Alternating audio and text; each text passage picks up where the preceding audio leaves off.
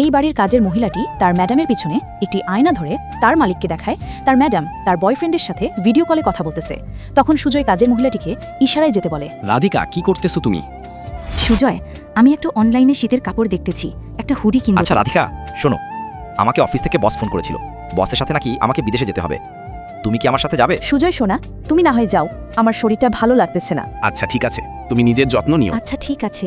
এরপর সুজয় চলে গেলে রাধিকা তার বয়ফ্রেন্ড রাহুলকে কল করে বলে, জানো আজকে সুজয় বিদেশে যাবে, তুমি একটু পর আমার বাসায় আসিও, আজকে অনেক মজা হবে। এটা বলে রাধিকা কল কেটে দেয়। এভাবে কিছুক্ষণ যাওয়ার পরে রাহুল আসে। রাধিকা, তোমাকে ছাড়া আমার একটুও ভালো লাগে না।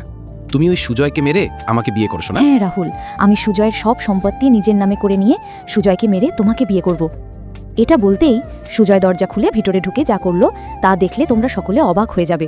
আল্লাহর এই সুন্দর নামটি দেখে যে ভিডিওতে লাইক করে চ্যানেলটি সাবস্ক্রাইব করে দিবে। হে আল্লাহ, তুমি তাদেরকে হজ করো, তৌফিক দান করো। কি ব্যাপার রাধিকা, কতদিন ধরে চলছে এইসব?